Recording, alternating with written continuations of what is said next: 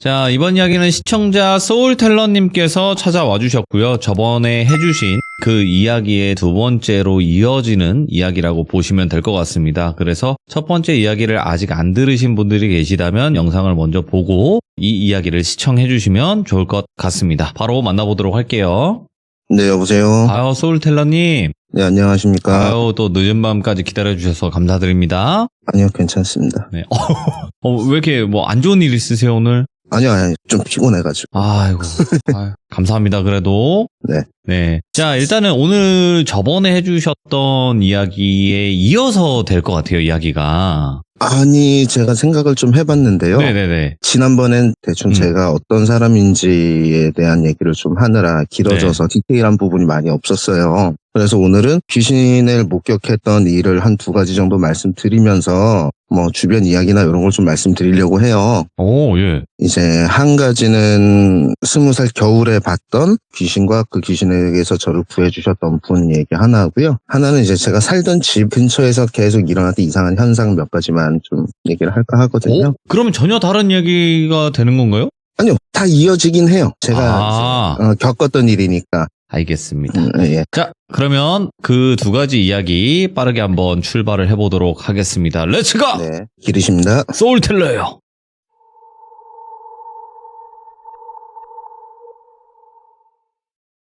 겨울에 겪은 이야기를 먼저 해드릴게요. 예.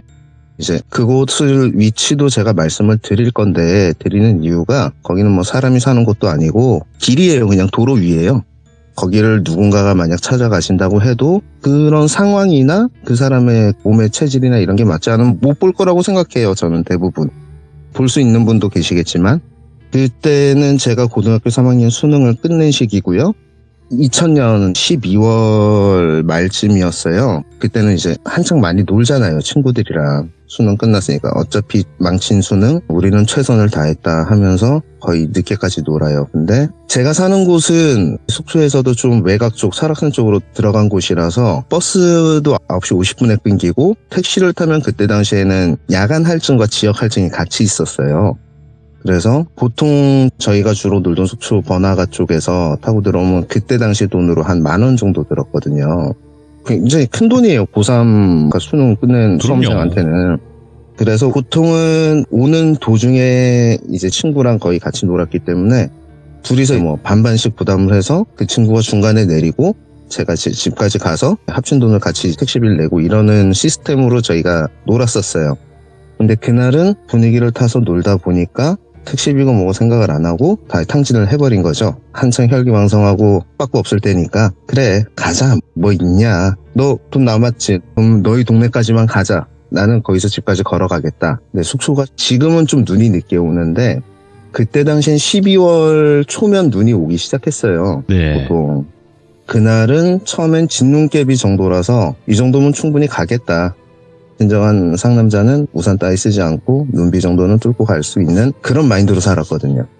그래서 새벽 1시 반 정도까지 놀다가 택시를 타고 그 친구는 오다가 이제 대포동이라는 곳에서 내리고 저도 그때 같이 내렸어요, 그날은. 근데 거기서 저희 집까지 거리가 한 6km 정도 돼요. 상당히 멀어요. 걸어서 가려면. 근데 저희가 택시를 탈 때쯤부터 내리던 눈이 갑자기 이제 밤이 되고 기온이 낮아지니까 진눈깨비가 한방눈으로 변하기 시작하는 거예요. 근데 저는 아무 생각 없이 걷기 시작합니다. 시작하고 대포항에서 지금은 해맞이공원으로 이름이 바뀌었는데 그때 당시엔 저희가 설악산 입구라고 사람들이 착각하시는데 설악산 소공원 입구가 아니고 그때 당시 마을 이름이었어요. 버스 정류장으로 치면 대포항 바로 다음 정류장. 네. 거기서 길이 갈라지는데 직진을 하면 양양으로 나가고 우회전을 하면 설악산 국립공원으로 올라가는 길이에요. 거기서 저희 집까지 한 4km가 걸려요. 그냥 뭐 걸었죠. 그때 당시엔 스마트폰도 아니었고 뭐 음악을 들으면서 걸을 수도 없고 뭐 핸드폰으로 뭘 보면서 걸을 수도 없어요. 그냥 앞만 보고 가는 거예요. 네. 근데 군대나 아니면 스키장이나 뭐 눈 많은 곳에 계셨던 분은 알겠지만 밤에 눈이 오면 환하잖아요. 생각보다 되게 밝아져요, 주변이. 맞죠. 반사되니까. 네. 뭐 눈이 내리는 중인데도 엄청 밝고 앞에는 눈발이 한방눈이니까 시야가 많이 확보는 안 돼요. 그래서 보통은 한 1, 2m쯤 앞을 보고 가게 된단 말이죠. 고개를 숙이고. 가다 보니까 우산도 없고 뭐도 없으니까 어깨에 눈이 막 쌓여서 저는 이렇게 털면서 가고 있었어요. 그리고 한참 가다가 저희 마을 가기 전에 한 3km 정도 되는데 마을이 하나 또 있어요. 거기를 지나다 보면 그 마을과 저희 마을 사이에 6.25 참전용사들 위령비라고 저희는 충훈탑이라고 그때 많이 불렀었는데 그런 공원처럼 살짝 위령비랑 앞에 제를 지내는 곳이 있어요. 저희는 거기가 보이면 집에 거의 다 왔다 이런 느낌이었거든요. 거기쯤을 지나고 있는데 앞쪽에 어른이 한 분이 계시는 거예요. 걸어가고 계시는. 그래서 사람이 하나 더 있으니까 덜 무섭더라고요, 솔직히. 근데 가다 보니까 강원도에 계셨던 분들은 알겠지만 눈이 오면 어마어마하게 순식간에 쌓여요. 장난 아니겠죠. 예. 벌써 이제 뭐 종아리까지 눈이 이렇게 쌓이는 정도니까 그렇게 걷고 있는데 조금 뭔가 이상해요. 앞에 가시는 분이 발자국이 남아야지 제가 이제 가는 게 밟고 가기가 편한데 네. 발자국이 없는 거예요. 그리고 그걸 인식한 순간 약간 이상한 냄새가 나기 시작해요. 원래 눈이 오는 날에는 습한 이런 눈 냄새라는 게 살짝 있거든요. 근데 앞쪽에서 뭔가 이렇게 곰팡이 냄새 같은 게 나기 시작해요. 그래서 이상하다 마음은 생각하는데 몸은 계속 그냥 걷고 있는 거죠. 거의 이제 군대 야간 행군 정도 컨디션이 된 거예요. 앞에만 네. 보고 걷는 그런 컨디션에 대해서 쭉 걷고 있는데 체감상 이쯤 되면 우리 동네가 나와야 되는데 안 나오는 거예요. 계속 그냥 제자리 걷는 것처럼 그렇게 느껴지는 거예요. 그리고 그 앞에 있는 사람은 뒤를 돌아본다거나 이런 것도 없이 묵묵히 걸어요, 그냥. 그리고 저는 하염없이 그 사람을 따라 걷습니다. 다리가 이제 점점 아파오고 신발이 다 젖어서 발이 시려올 때쯤에 뭔가 잘못된 걸 알았어요. 그때 돼서 이게 홀린 거구나. 저 사람이 아니구나. 근데 사람이 갑자기 인지 외의 존재를 만나게 되면 할 수 있는 게 별로 없어요. 그때 당시에 저는 수련도 뭐 이렇게 많지 않고 남한테 뭐 아는 척 떠들긴 하고 야 이렇게 해봐 저렇게 해봐 이런 거나 잘했지 제가 직접 대처를 했던 적은 별로 없었거든요. 네. 그러니까 헛똑똑이었던 거예요. 이론만 알고 할 줄 아는 게 없는. 항상 얘기했지만 저는 뭔가 조금 애매한 약간 2% 부족한 이런 사람이거든요. 예. 그래서 그냥 걸어요. 이건 뭐 어떻게 할 수가 없어요. 제 몸이 그때부터 제 통제를 벗어나요. 체감상 한 30분을 걸었을 거예요. 근데 그 사람을 처음 목격했던 데서 30분 정도를 더 걷게 되면 저희 마을을 지나쳐도 한참 지나쳐요. 한참 지나쳐서 장제터라는 곳이 있는데 제 생각으로는 거기까지 가야 되는 시간인 거예요.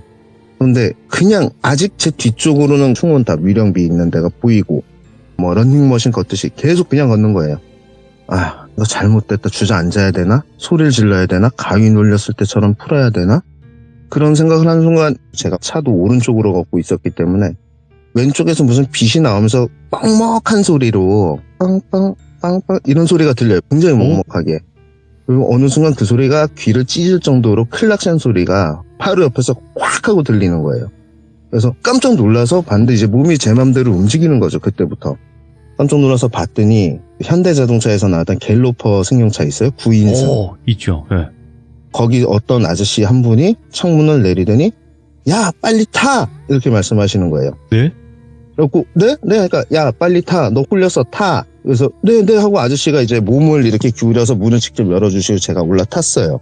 그렇게 타고 자 이제부터 옆에 보지 말고 내가 눈을 뜨라고 할 때까지 앞에만 봐. 눈을 감아도 되고 내가 얘기할 때까지 옆에 보지 마 라고 얘기해서 어떻게 얘기를 듣게 돼요. 그 상황이 되면 네 하고 아저씨가 갑자기 그 눈길의 악셀을 거의 뭐 풀악셀을 밟다시피 차가 뒤가 틀어지는데도 이제 밟으시는 거예요. 그리고 아저씨 이제 됐어 백미러 보지 말고 이러시면서 운전하시면서 담배를 입에 물고 얘기하시는 거예요. 예. 제가 덜덜 떨면서 감사합니다 감사하다는 말밖에 안 나와요. 와.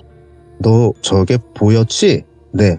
됐어 이제 뭐 됐으니까 아저씨가 집에 데려다 너 집이 어디야? 그래서 그때 저희 아버지가 그 동네에서는 좀 유명하셨어요. 네. 오래 사셔갖고 그리고 저희 집도 어디라고 얘기하면 이 근방 분들은 웬만하면 다 아셨거든요. 그래서 저희 집 멧돼지 집이에요 이렇게 얘기를 했더니 아저씨 너가 그 형님 아들이구나. 그러니까 저희 아버지랑 아시는 분이었던 거예요. 그리고 차를 타고 설악산 수공원을 가다 보면 길이 개천 하나를 두고 양쪽으로 갈라져요. 그러니까 제가 정신을 차렸을 땐 그 소공원으로 들어가는 데까지 온 거예요. 벌써. 근데 제 체감상 거리로는 거기까지 갈 수가 없는 거리인데 거기까지 간 거예요. 그러니까 제 신체 능력을 벗어나서 그냥 걷게 된 거죠. 거기까지. 그러니까 몸이 되게 아픈 거예요. 힘이 들고. 일단은 아저씨가 오늘 집에 데려다 줄 테니까 아저씨가 내일 낮에 들릴게. 어차피 내일 낮에 집에 있지? 그러니까 예 하고 저희 집이 이제 도로에서 언덕 밑으로 내려가면 있는데 언덕 위에다 차를 세워주셨어요. 네. 집에 들어가기 전에 밖에서 한참 좀 있다가 들어가. 또 뭐 다른 건 얘기 안 하셨어요. 내일 갈 테니까 좀 이따 들어가 하고 네 알겠습니다 감사합니다 하고 또 인사성은 바르거든요 저희가. 예. 그 와중에 근데 다리가 너무 후들거리는 거예요. 언덕을 내려갈 수가 없는 거예요. 거의 썰매를 타다시피 해서 내려갔어요. 예. 네, 부모님도 어차피 그때 다 주무시고 계시고 제가 또 이제 들어가서 기절을 하다시피 그냥 정신을 잃어요. 저희 부모님은 낮에 또 다 일을 하셨기 때문에 아침에 그 눈을 뚫고 나가셨고 밖에서 클락션 소리가 울리는 소리를 듣고 일어납니다. 그리고 나가봤더니 어제 저를 태워주셨던 아저씨가 계시는데 그 아저씨한테 제가 좀 많이 배웠어요. 그 아저씨가 어떤 분이냐면 보통 분은 아니시겠죠. 그런 이상한 거한테서 구해주셨으니까. 근데 혹시 산사람이라고 아세요? 산사람? 산사람? 네. 저희 어릴 때는 그런 말이 있었어요. 산에 사는 사람들.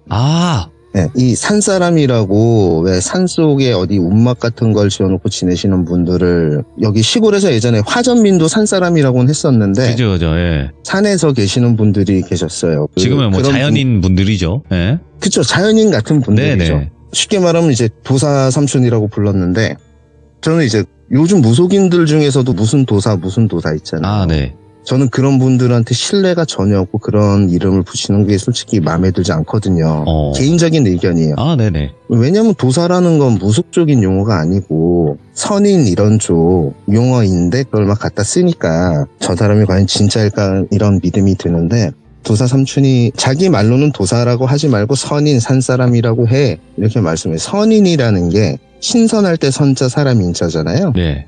선자가 풀어보면 산에 사는 사람이란 뜻이에요. 한자가. 그래서 산사람이다 하면서 도사 삼촌이 이제 어떤 단지 작은 거에서 술 같은 걸 저한테 뿌려주시고 예. 또 부적 같은 걸 가져오셔갖고 태워서 제 몸에다가 이렇게 휙휙 불러주시는데 이렇게 해야지 네 냄새를 기억 못할 거야 라고 말씀하시더라고요. 그리고 아니 도대체 그건 뭐였어요? 아 그게 너를 홀려서 산에 데려가려고 했던 거야. 산귀신이야 산귀신. 저는 근데 저기 20년 동안 집 앞에 귀신들은 많이 봤어도 산귀신은 처음 봤다고. 그런 귀신은 너 그거 보면서 이상한 거 뭐뭐 느꼈어. 그러니까 그 얘기를 듣고 생각해보니까 발자국 안 남는 거야 하고 처음부터 알아차렸으면 안 따라갔을 수도 있을 것 같은데 저는 눈을 계속 털면서 갔잖아요. 쌓이니까. 맞죠. 그 앞에 가는 사람 어깨엔 눈이 하나도 없는 거예요. 머리랑 어깨 그리고 곰팡이 냄새. 그러니까 젖지를 않았던 거죠 그 사람은. 예. 얘기하니까 몇 개가 더 있긴 한데 그 정도만 봐도 많이 홀린 거야. 그래서 제가 이제 그게 어떤 건지는 아세요? 여쭤보니까 이제 본인이 산에서 가끔 지내는 이유가 그런 것들 때문에 그렇다. 예전에는 설악산이 국립공원화 되기 전에는 반달곰이 굉장히 유명했던 동네거든요. 반달곰부터 해서 맹수가 좀 많았어요. 이 강원도 지역에는. 원래 우리나라 많았는데 아이고 참. 맞아요. 그 강원도에는 저 어릴 때 초등학교 때까지만 해도 포수 직업을 가진 분들이 계셨거든요. 그래서. 네. 그런데 그런 포수나 산에 왔다가 조난을 당한 분들이나 보통 구조가 되고 빨리 발견이 되면 다행인데 그분이 이제 산악구조, 아리 구조지 그냥 그 시신 모셔오는 그런 일을 거기서 또 하셨던 거예요. 예. 근데 설악산이 여러분이 아실지 모르겠지만 굉장히 험해요. 지금은 케이블카도 있고 길도 잘 돼 있지만 그때 당시에는 입산 허가된 지역도 많지 않았고 굉장히 험했어요. 근데 그런데도 꼭 들어가시는 분 약초 캐러 들어가시고 국립공원이 지정이 됐어도 국립공원법이 지금처럼 강력하게 시행이 되지 않을 때다 보니까 아름아름 다 이렇게 하는 분들이 계셨는데 그런 데서 희생된 분들이 좀 있다고 하더라고요. 겨울에 특히 산에 갔다가 낙상 사고를 당하고 살아 계시는 분들 중에 조난을 당하셔서 오래 고통에 떨다 돌아가시는 분들이 계신데요. 한이 좀 많이 맺히신다 그러더라고요. 그리고 겨울에는 지금처럼 휴대폰이 다 있어서 구조 신호를 빨리 할 수 있는 것도 아니고 간혹 헬기가 가다가 뭐 이상한 게 보이면 이런 분들한테 연락을 해서 가서 회수를 하는데 산에 이렇게 들것이 가질 못해요. 그때 당시에는 뭐 지금도 마찬가지인데 네. 특히 겨울에 그렇게 조난을 당하신 분들은 시신을 이제 지게 같은 거에다가 해서 내려온다고 하더라고요. 그래서 이 삼촌분이 하시는 말이 보통 자기가 갔을 때는 간단하게 제도 드리고 사람들이 안 볼 때는 이렇게 비방도 치고 하고 내려오는데 아직도 많다 저 산에. 근데 보통 사람들이 잘 홀리진 않는데 어떻게 오늘은 눈이 오고 그 귀신이 이런 날씨에 죽었었는지 네. 뭔가 이제 자기를 찾아달라는 건지 데리러 온 것 같다. 근데 네가 걸린 거야 거기에. 그렇게 말씀하시더라고요. 그거 너무 신기하잖아요. 그래서 아저씨한테 제가 이제 연락처 물어보고 어디 계시냐 물어보고 저 사실은 여기 앞에서 이거 말고도 제가 가끔 이런 귀신에 좀 시달리고 이런 게 있었다. 그러니까 연락해. 너네 아버지랑도 내가 잘 알아. 아버지는 제가 이런 걸 잘 모르신다. 저희 아버지가 아시지 않느냐. 거의 뭐 이 동네에서 저희 집안이 기록상으로도 400년을 살았던 집안이라고 하는데 그 할아버지 때부터 얼마나 꼬장꼬장한 양반들인지 알지 않으시냐. 그래 알아. 누구보다 더 잘 알아. 우린 다 알아. 걱정하지 말고 힘든 일 있으면 연락을 해. 감사합니다 하고 갈게 쉬어. 그날 그렇게 가시고 아무리 그걸 했다 그래도 가시고 나서 다시 잠깐 눈을 감았는데 제가 3일 있다 깨어납니다. 와, 예. 그러니까 기가 다 이제 빨렸던 거예요. 그 이야기는 거기서 끝이 나고요. 오, 되게 상상이 너무나 잘 됐어요, 이번 이야기도. 제가 겪은 이야기 중에 결말과 서사를 제가 알고 있는 얘기가 몇 개 안 되는데 이거예요. 이야. 제가 전에도 말씀드렸다시피 저는 그냥 목격. 봤다 깜짝이야. 무서워. 어떡하지? 이거고. 근데 제가 어떤 무속인들을 찾아가서 이제 그게 아마 이래서 이랬을 거. 근데 무속인 분들도 그런 게 있어요. 자기가 확신을 안 하세요, 잘. 네. 이렇게 말씀하신다. 누가 아마 내 생각엔 이렇게 된 것 같다라고 주로 말씀을. 저는 그런 분들을 더 좋아하거든요. 그건 이거야 하는 것보다. 그렇죠. 그래서 그렇게 그 얘기는 끝이 납니다. 야, 근데 이게 뭐 긴 이야기는 아닌데도 이 섬뜩함이 확 오네요. 상황도 그랬고. 제가 그렇게 걸어 다닌 게 한두 번이 아니었었거든요. 네. 근데 그날만 유독 뭔가 파장이 맞았던지 그래서 제가 이제 조건부라고 말씀드렸던 게 귀신을 보는 게 제가 보고 싶다고 막 보는 것도 아니고 어떤 조건이 맞았을 때 그렇게 보는 것 같아요. 그때도 아마 한 일주일을 맨날 늦게까지 놀고 방탕하게 생활하고 이러다 보니까 몸이 좀 허해져서 그랬는지. 확실한 거는 어디 귀신이든 간에 이제 무서운 귀신 중에 하나는 산 귀신이다. 변함이 없습니다, 이건. 네, 맞습니다. 이 돌비 공포 라디오 방송을 제가 듣다 보면 강원도에서 귀신을 봤다던 분들이 굉장히 많아요. 예, 유독. 제가 그 부분에 대해서 공감을 하면서도 공감을 못하는 게 강원도를 너무 이제 뭐 영가들의 천국처럼 이미지가 붙여질까봐 그러는데. 네. 강원도에서도 7번 국도변, 해안도로변이 좀 많이 보셨을 거예요. 그리고 대관령에서도 물론 보셨겠지만 숙소 근처에는 한계령, 미시령, 진부령 세 군데가 있어요. 너무 많은데? 숙소 고성 양양을 서울에서 예전에 다른 지역에서 오려면 그 고개를 다 넘어야 돼요. 네. 근데 제가 그 도사 아저씨한테 들은 거와 제가 혼자 생각을 한 바로 귀신이 특히 영동 지역에 많을 수밖에 없다. 보통 바닷가를 가보시면요. 그 마을이 이제 있잖아요. 네. 바닷가 쪽 말고 반대쪽으로. 근데 이 7번 국도변은 대부분 바다에서 그 마을을 보면 산이 보여요. 네. 지형 자체가 그래요. 그리고 그 산에서 개천이든 하천이든 강 정도 크긴 아니지만 물이 바다로 이어져요. 그러면 생각을 해보세요. 바다에는 수살기, 산에는 산귀신. 중간에 길이 있어요. 예. 그냥 그 사이에는 논밭, 집 어디서든 다 좀 몸 안 좋은 사람은 이제 귀신을 보는 거예요. 그렇죠. 그리고 목격담이 나올 수가 있다고 저는 생각을 하는 게 그나마 저는 이렇게 생각해요. 자연이 제일 훼손되지 않은 곳이어서. 그렇죠. 근데 저는 개인적으로 이 지역을 많이 벗어나 본 적은 없는데 영동 지역 못지않게 귀신이 많았다고 느낀 데가 춘천이었어요.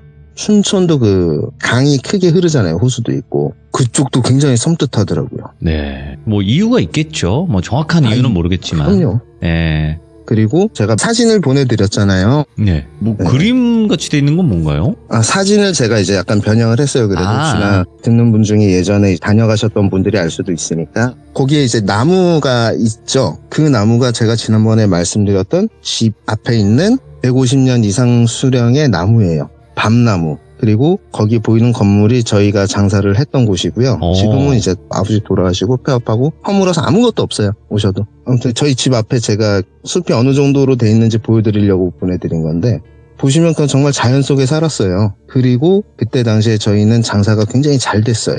예.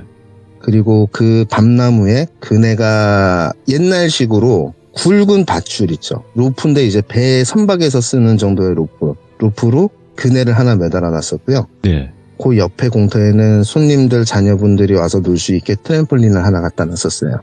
어떤 일이 거기서 많이 벌어졌냐면요. 귀신이 있는 곳엔 전자기장이 발생을 하네, 무슨 장비가 오작동을 일으키네, 많이들 하시잖아요. 근데 제가 그 말에 되게 공감을 해요.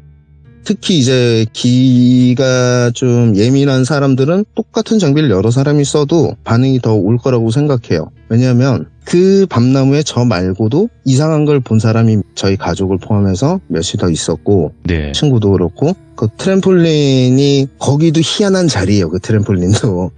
왜냐하면 보통 제가 이제 저녁 때 부모님 가게를 도와주고 9시쯤에 저희가 가게를 마감을 했어요. 네. 그리고 이모님들이나 직원들을 제가 다 이제 퇴근 차량 운행을 하고 집에 다시 돌아오면 불이 싹 꺼져 있어요.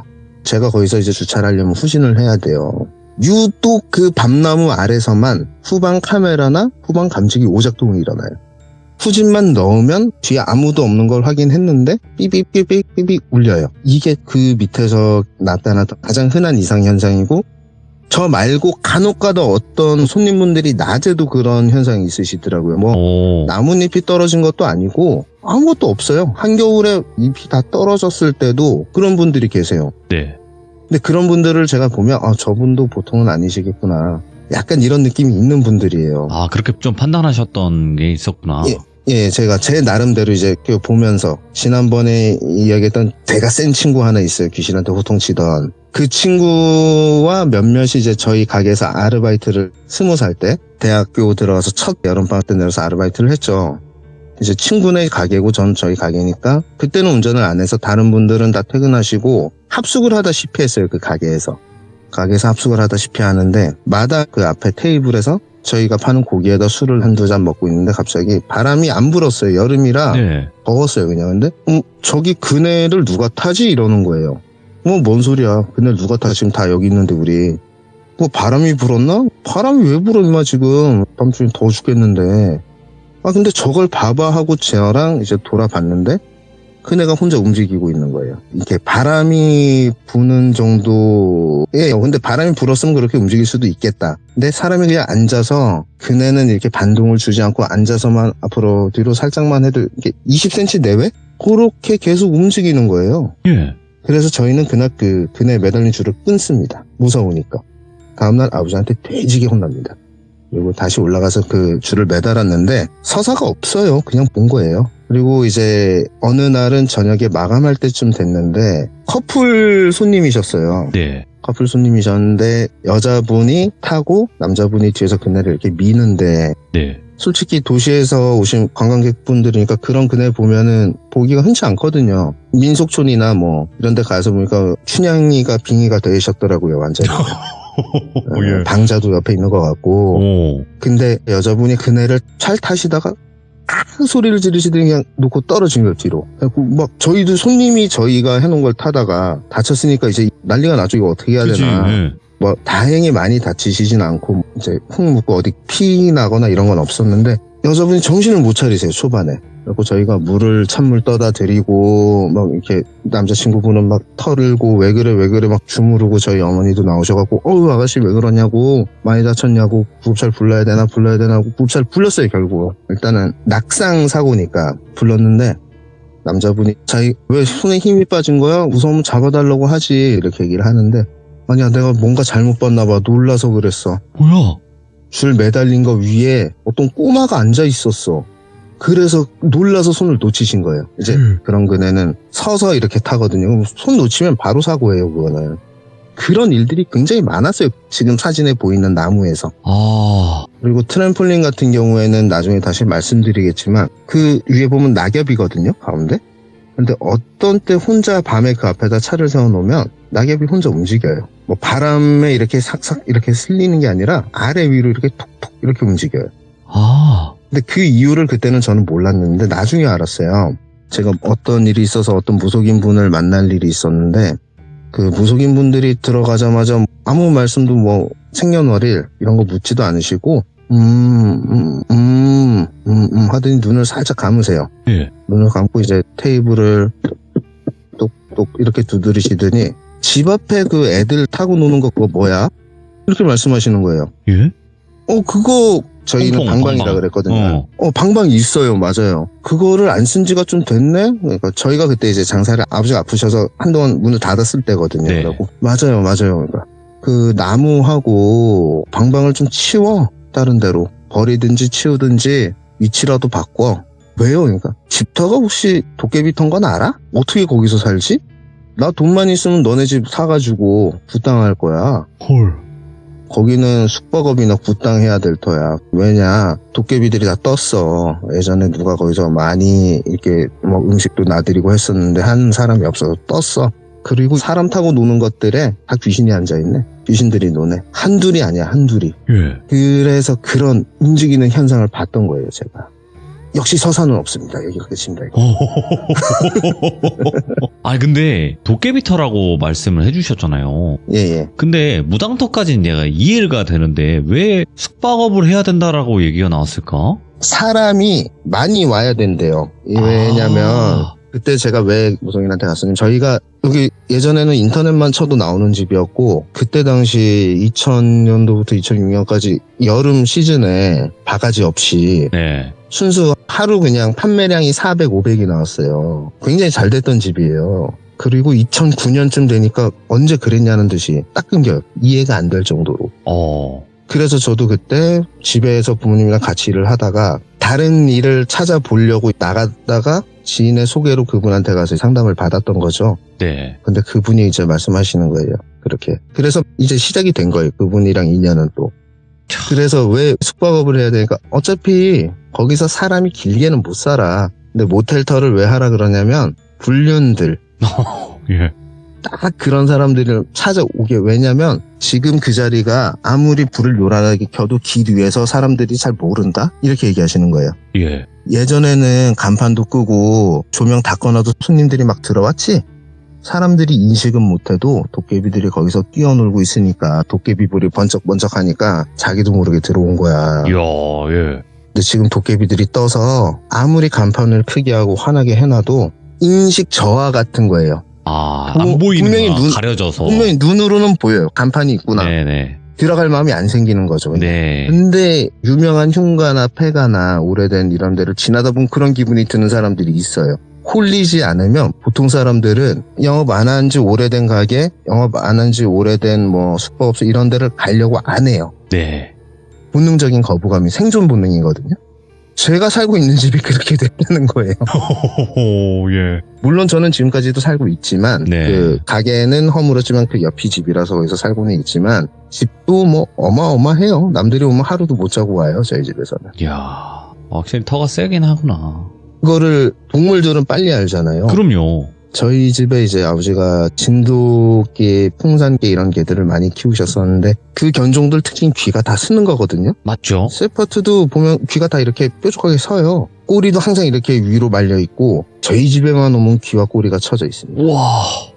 아니, 진돗개랑 풍산개 자체가 기가 엄청 센 그런 개들인데. 그 개들이 산책을 할 때 저희 집 언덕만 벗어나면 귀와 꼬리가 올라갑니다. 신기하다, 이런 것도. 저희 집은 그 도사 삼촌도 그렇고 나중에 말씀드렸던 무속인 분도 그렇고 아버지가 기운을 누르고 사셨대요. 네. 아버지가 원래는 동물 키우고 동물 잡고 이럴 팔자가 아니라 스님이 됐어야 되는데 그래서 지금도 피를 보는 일을 하고 사는 거야 이렇게 얘기를 하시더라고요. 오늘 드릴 말씀은 여기까지 하겠습니다. 네. 소울텔러님, 진짜 이야기를 너무나 잘해주시는 분이에요. 그거는 본인이 알고 계셔야 될 것 같고요. 그리고 그냥 지금 네. 이 스타일이 본인의 스타일이니까 절대 뭐 바꾸실 생각을 하시지 않으셨으면 좋겠다. 그리고 이야기가 있는 것만이라도 잘 들려주시면 너무나 감사할 것 같습니다, 저희는. 네, 알겠습니다. 네. 감사합니다. 고생하셨습니다. 너무 고생 많으셨습니다. 네, 쉬십시오. 건강하세요. 네. 항상 시들무를 진행을 하다 보면요. 이 말씀하시는 분들의 스타일이 전부 다 달라요. 이 각자의 스타일대로 너무나 전달이 잘 될 때 이분들이 기억에 더 남는다라고 대부분은 이야기를 하시거든요. 그게 또 시들무의 매력이고, 그래서 소울텔러님의 매력이 듬뿍듬뿍 담겨있는 이야기들이 이제 업로드가 되면 여러분들도 꼭 많이 들어주시고 응원해주시면 감사할 것 같습니다. 시청해주신 모든 분들 고맙습니다.